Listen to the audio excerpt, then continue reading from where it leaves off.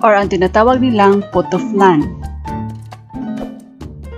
Naglagay na ako ng tubig sa ating steamer and kailangan lang natin ng mahinang apoy. Maglagay ng konting butter sa ating mold. Ang ginagamit ko na size sa ating mold is medium.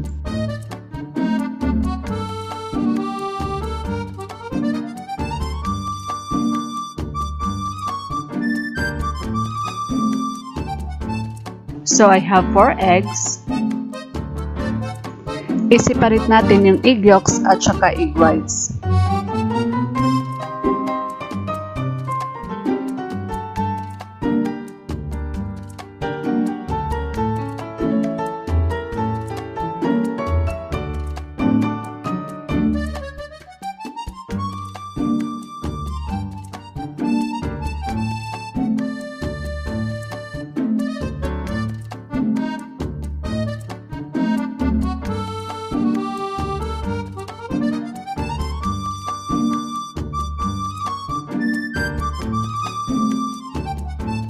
Ito na po yung ating egg yolk, so maglagay tayo ng isang latang kondensada.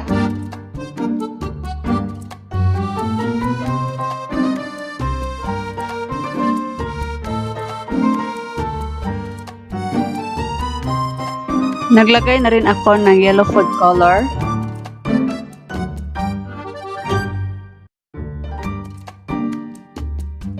Mix in one direction.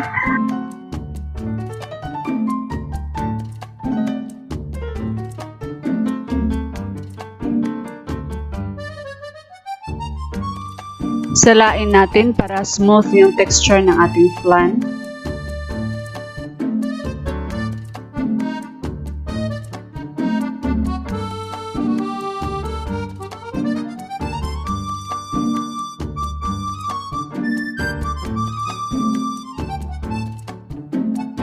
Maglagay ng mga 1/3 sa ating molds.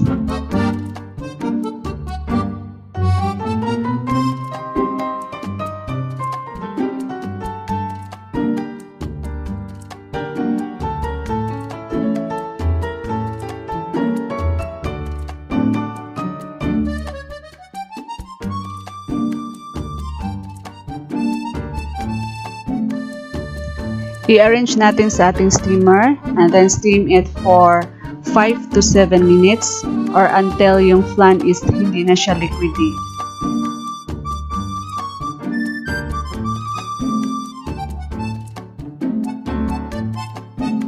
After 5 to 10 minutes, hanguin na natin yung ating leche flan.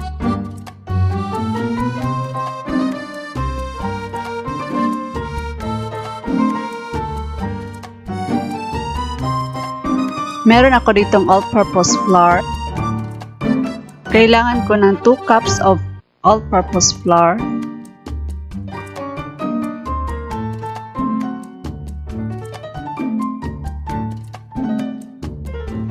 Sift the flour.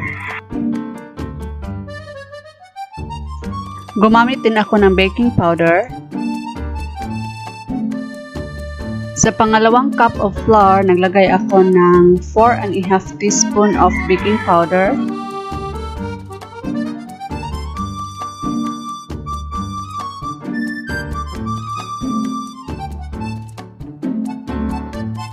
Naglagay na rin ako ng ½ teaspoon of salt. And then sift.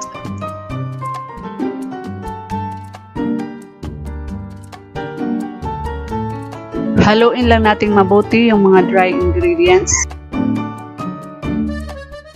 Naglagay ako ng 1½ cup of evaporated milk.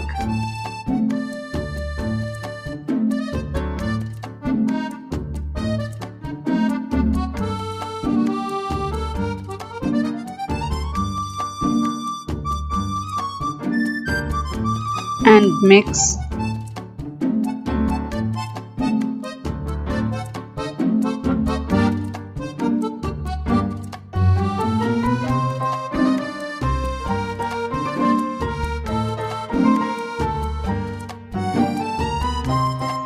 Beat the egg whites and add a 3/4 cup of sugar. Beat until soft fixed form. Hindi ko kaagad nilagay yung egg whites and sugar sa ating dry mixture kasi gusto ko medyo spongy yung ating puto.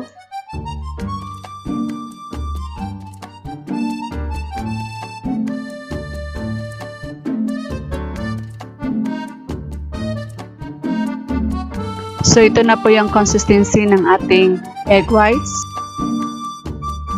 Dahan-dahan nating i-mix sa ating flour mixture.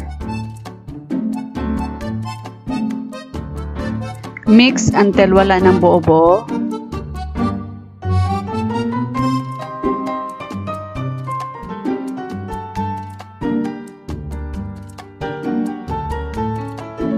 So ayan, ready na ang ating puto mixture.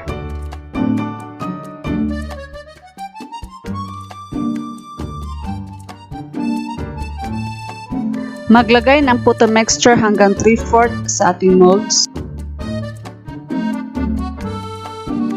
Steam natin ulit for 8 to 10 minutes.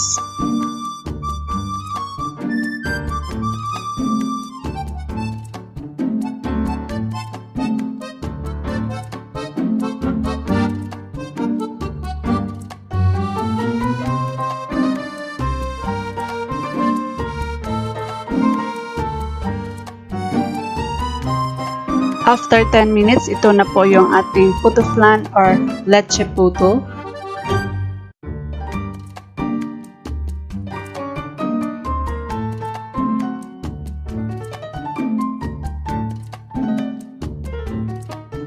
Palamigin lang natin. Pag malamig na, pwede na natin i-unmold.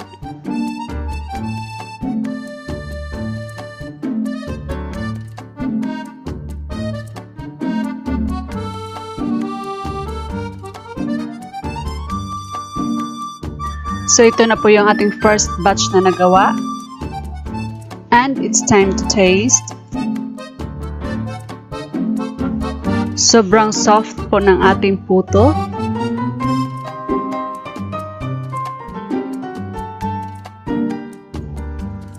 Sarap. At pinong-pino yung texture. At saka spongy yung puto natin. Kain-kain tayo mga besh!